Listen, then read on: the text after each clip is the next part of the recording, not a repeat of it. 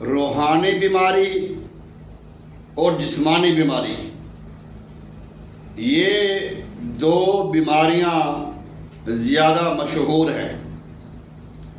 ویسے تو اس کے علاوہ بھی بیماریاں ہیں، لیکن یہ دو بیماریاں خاص ہیں۔ جیسے ہم دعا کرتے ہیں یا اللہ ہمیں روحانی اور جسمانی بیماریوں میں شفا عطا فرما۔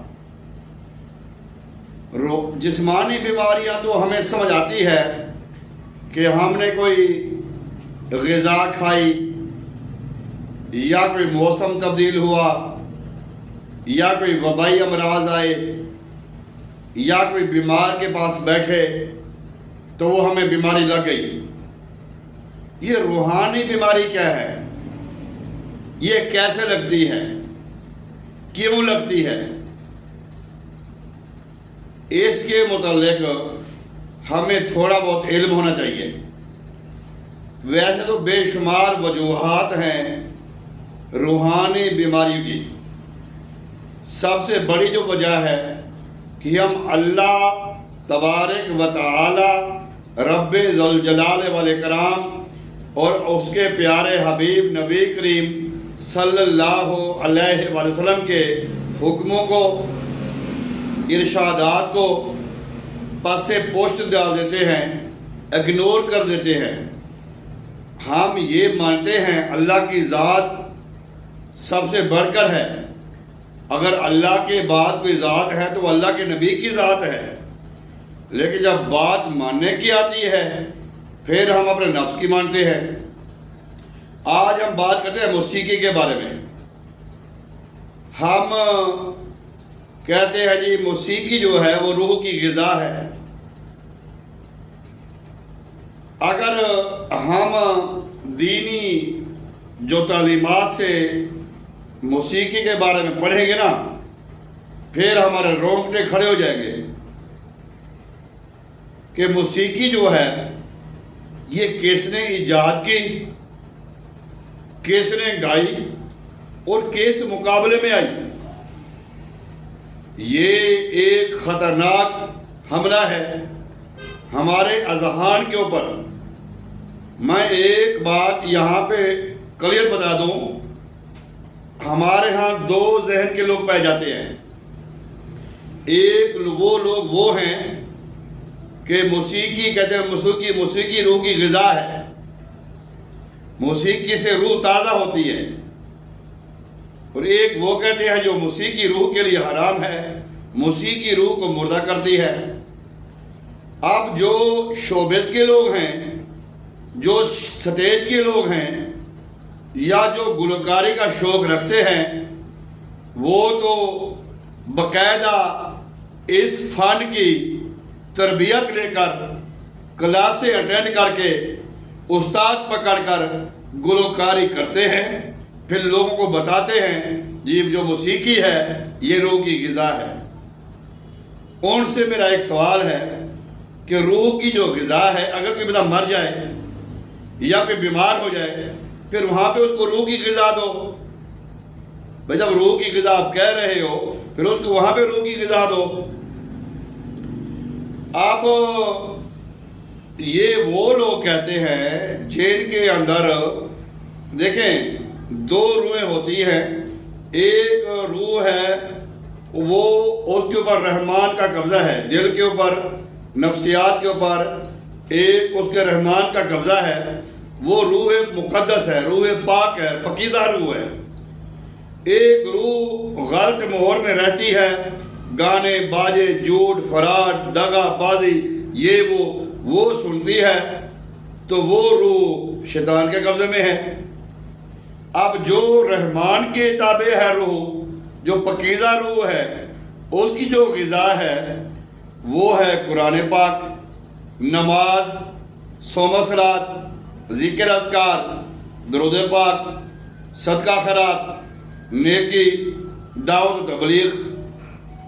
اور جو دوسری روح کی غذا جس کو سمجھتے ہیں کم عقل لوگ، اس سے وہ جب انسان کے اوپر بیماری لگ جاتی ہے اور وہ اس کو پھر قرآن پاک میں ذکر اذکار میں، نیکی کے کاموں میں مزہ نہیں آئے گا، اس کو پھر موسیقی میں مزہ آئے گا۔ آج کل لوگ ایسی ایسی قوالیاں سنتے ہیں جن کا دین کے ساتھ کوئی تعلق ہی نہیں ہے۔ اب تو نعت خوانی بھی ایسی آ چکی ہے جو گانوں کی طرز کی ہے اور کاروبار ہے۔ جب ہم اللہ تبارک و تعالیٰ کی خلاف ورزی والے جو میوزک ہے، جو گانے باجے ہیں، جو یہ سٹیج پہ ہم دیکھ رہے ہیں سوشل میڈیا پہ، اس کو اپریشیٹ کیا جاتا ہے، واہ واہ کی جاتی ہے، اس کو پروٹوکول دیا جاتا ہے،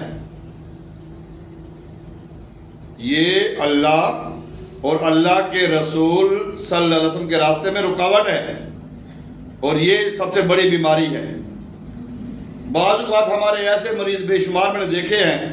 اب کل میں ایک مریض دیکھا، یہ اس کی رپورٹ تھی ساری نارمل تھی، بالکل نارمل رپورٹ ہے اس کی، کوئی اس کو بیماری نہیں ہے، لیکن بندہ ٹھیک نہیں ہو رہا۔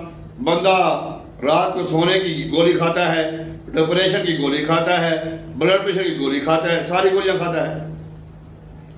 قبرستان میں کھڑا تھا تو میں نے اس سے یہ کہا کہ آپ صدقہ خیرات کرو اور خاموشی اختیار کرو، استغفار کرو، کیونکہ روحانی بیماری کا علاج بھی اسی طرح ہوگا جیسے جسمانی بیماری کا علاج ہوتا ہے۔ میں آج آپ سے یہ عرض کروں گا کہ اگر ہم چاہتے ہیں کہ ہمارا معاشرہ بیماریوں سے پاک ہو جائے، تکلیفوں پریشانیوں سے پاک ہو جائے، پھر ہمیں ان کاموں کا بائیکاٹ کرنا پڑے گا جن کو اللہ کے رسول مقبول صلی اللہ علیہ وآلہ وسلم پسند نہیں کرتے، جن کو آپ ناپسند کرتے ہیں، آج ہمیں ان سے نفرت کرنی پڑے گی۔ دوسرے نمبر پہ قرآن پاک میں بھی ہے، حدیث پاک میں بھی ہے کہ جب ہم جھوٹ بولتے ہیں نا تو جھوٹے پہ جو ہے وہ اللہ کی لعنت برستی ہے۔ اب جو اللہ کی لعنت ہے وہ تو برستی ہے، یہ تو قرآن پاک میں ہے، حدیث پاک میں ہے، اور جو حفاظت کے فرشتے ہوتے ہیں وہ میل بھر دور چلے جاتے ہیں۔ اب وہ جو لعنت برستی ہے وہ ہماری روح پہ برستی ہے، وہ ہماری روح کے اوپر ایسے پردہ ڈال دیتی ہے، ہماری روح جو ہے وہ لپیٹ میں آ جاتی ہے اس لعنت کے۔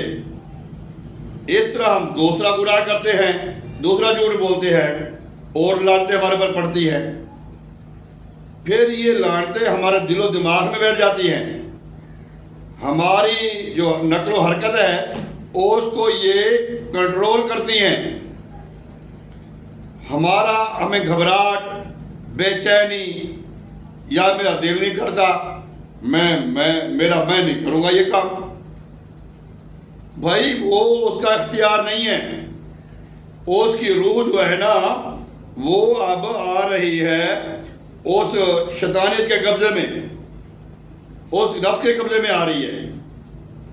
تو ہمیں اس چیز سے پرہیز کرنا ہوگا۔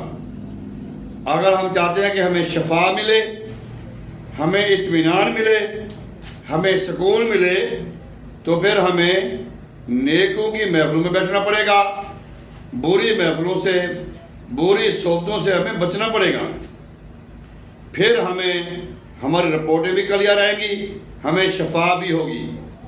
نہیں تو یہ جو آج ہمارے رہن سہن ہے، جو ہمارا اٹھنا بیٹھنا ہے غلط لوگوں کے ساتھ، یہ ہماری روح کو بیمار کری جا رہا ہے، اور جسمانی بیمار کوئی ہے، روح کا بیمار ہر کوئی ہے۔ اللہ تعالی ہم سب کو روحانی معالجوں کے ساتھ مل کر اپنے روحانی علاج کے ساتھ ساتھ پھر جسمانی علاج کرنے کی توفیق عطا فرمائے۔ السلام علیکم ورحمۃ اللہ۔